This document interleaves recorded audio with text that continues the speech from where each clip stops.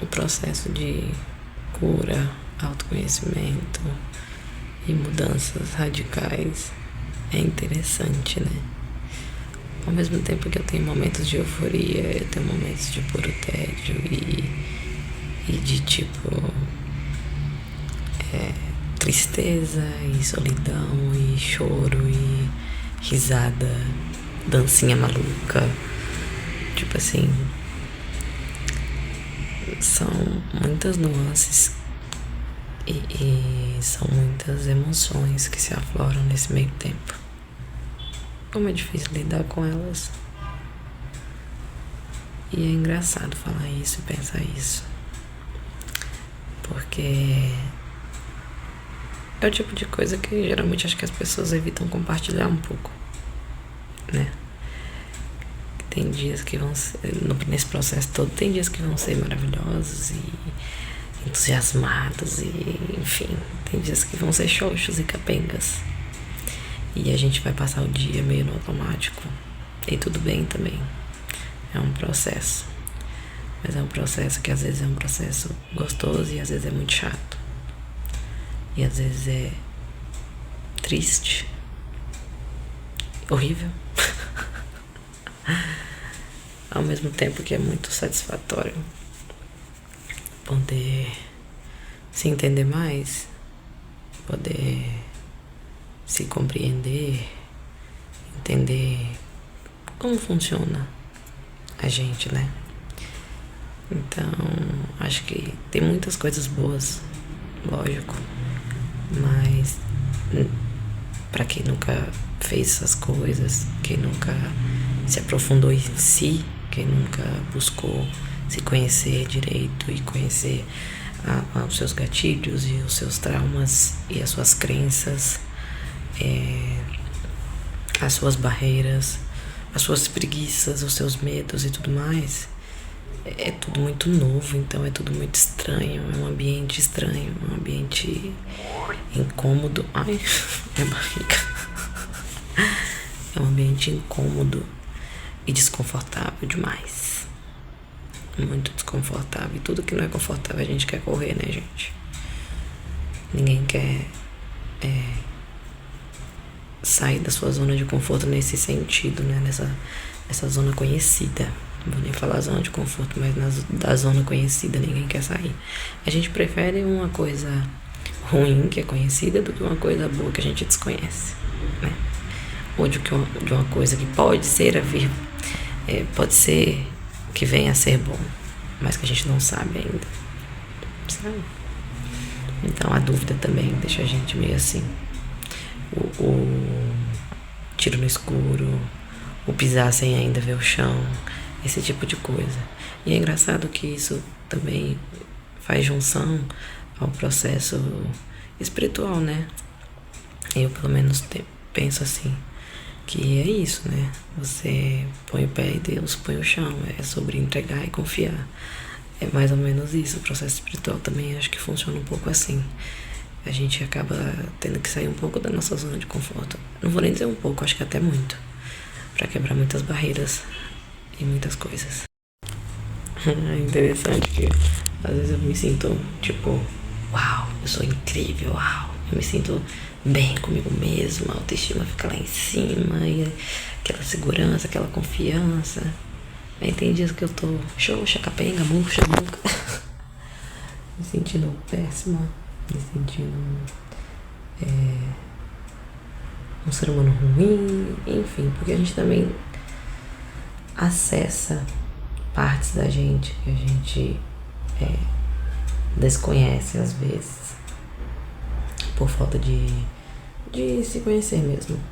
A gente esquece que a gente também tem nossas falhas, tem nossos erros, temos decisões ruins, falamos coisas ruins. Também somos, às vezes, os monstros da história de outras pessoas. E aí a gente esquece disso. Quando a gente se depara com isso, se depara que a gente também não é fluxicheiro, não é o alecrim dourado, é difícil lidar com esse fato, né? Porque você fala, cara, mas nunca pensei que eu fosse assim. Às vezes a gente aponta, a gente julga os outros, mas a gente não se olha no espelho, né? A gente esquece disso. E muitos dos julgamentos que a gente faz também do outro, ele é, no fundo, mais sobre a gente do que sobre a outra pessoa, né? Porque o outro, ele sempre vai ser conforme a gente enxerga, né? O belo, ele é belo nos olhos de cada um. Então, às vezes o que é belo pra mim não é belo pro outro. E é que nem falar de um objeto de uma pessoa. Às vezes a pessoa tá olhando a pessoa do mesmo ângulo que a outra pessoa, né? Vamos dizer assim, tá vendo a pessoa, enxergando a pessoa, um do lado do outro, enxergando a mesma pessoa. E as duas pessoas têm opiniões e não só opiniões, mas também enxergar aquilo de forma diferente. É o famoso olhar o número no chão, aquele do número 6 e do número 9. Para quem tá de um lado enxerga um 6 e para quem tá do outro enxerga um 9. Então a gente tem muito disso também. A gente enxerga até onde a nossa mente permite, até onde a gente entende sobre a vida, até onde as nossas experiências também, né, vivenciadas nos mostram. Então tem tudo isso. É engraçado, é interessante essa situação. E é engraçado o quanto a gente oscila muito, né? Esse lance de pensar de um jeito só e não mudar o pensamento, essa rigidez cognitiva. Em alguns momentos eu acabo tendo muito, tive mais antes, mas agora tem melhorado. Só que eu ainda me pego tendo às vezes.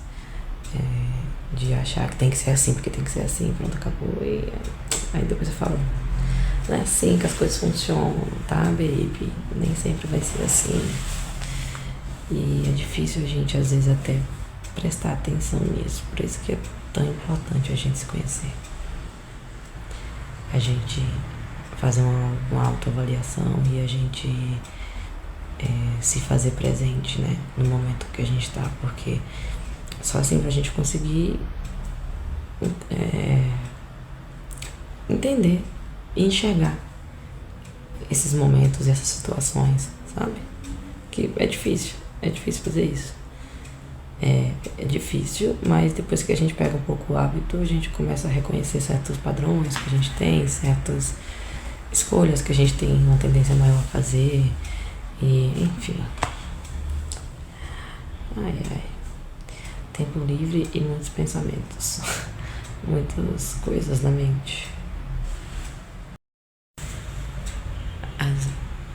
Às vezes eu me sinto até meio doidinha. Tipo, tem uns pensamentos tão aleatórios. Penso muitas coisas ao mesmo tempo e aí eu fico, meu Deus, cara. Que mente é essa? Tá doido. Ai. E esses momentos que eu fico em silêncio, tento ficar na minha, tento ficar desconfortável comigo mesma, com os meus pensamentos. Tento me forçar, inclusive, a ter esses momentos, porque é difícil de conseguir relaxar, é difícil de não ocupar a mente com besteira, é difícil ter um tempo de ócio, literalmente sem fazer nada, só sentar, que nem eu tô aqui agora, existir e deixar os pensamentos fluírem. Às vezes o desconforto é tão grande pela quantidade de pensamentos, pelas besteiras que a gente pensa, pela falta de fazer isso, pela falta da escrita também, porque percebo que quando eu faço a minha escrita terapêutica eu consigo aliviar bem os pensamentos. Mas tem dias que me dá preguiça, tem dias que eu não tenho vontade, tem dias que eu esqueço, e aí tem dias que eu vou colocar meu filho pra dormir e durmo junto. Às vezes é um dia que eu peguei o caderno pra fazer e falo, vou esperar ele dormir, pra eu conseguir colocar tudo ali, né? E aí eu esqueço, durmo, enfim. Isso ajuda a aliviar bem a cabeça. Mas é difícil quando você tem essa quantidade de pensamentos. Às vezes você não consegue se organizar. Porque aí quando você para pra de fato fazer isso, você ainda continua muito confusa, você ainda continua com muitos pensamentos, porque você não tem o hábito de fazer isso. Então, meditar é uma coisa que eu tenho tentado fazer. E quando eu falo meditar, não estou falando de ficar sentado horas meditando. Às vezes 5 minutinhos que eu paro, respiro fundo, tento me manter focada no agora, na minha respiração, e no que tá passando na minha cabeça, pra ir acostumando o meu cérebro a descansar, a relaxar e o meu corpo a ficar sem fazer nada. Porque às vezes eu me sinto até incomodada em estar parada. Me sinto mal de não estar fazendo nada, de não estar produzindo, de não estar lavando uma louça, varrendo uma casa, qualquer coisa que seja. Gravando um vídeo aqui que nem eu tô fazendo agora. Mas é porque eu veio na minha cabeça, eu falei, vou aproveitar. Mas tem momentos que eu não consigo ficar nem 5 minutos desse jeito, tipo, parada só existindo. É uma coisa muito difícil. E no momento que a gente vive atualmente, acho que a gente deixou não é nem que deixou, mas a gente desaprendeu a fazer isso. Desaprendeu a parar. A simplesmente parar e a existir. Porque quando a gente para, a gente não produz, né, pro outro. Então tem muito disso. Acho que, querendo ou não, o sistema não quer que a gente fique parado, que a gente não fique doente, que a gente sempre esteja produzindo. Então, isso acaba puxando muito a cabeça da gente. Aí a gente fica pensando, eu tenho que fazer isso, porque eu tenho que fazer aquilo, porque eu tenho que pagar isso, porque eu tenho que pagar aquilo. Não consegue relaxar e existir. E entender que só de existir já é muito, sabe? Só de estar aqui agora já é muito. Só de respirar já é muito. Só de ter 2 braços, 2 pernas, 2 olhos, 2 ouvidos, um nariz e uma boca. É muito, sabe assim? Às vezes a gente até esquece. E aí a gente não relaxa, a gente não aproveita, a gente não agradece. A gente não se satisfaz com a própria existência. É jogo duro, viu, galera? Jogo duro.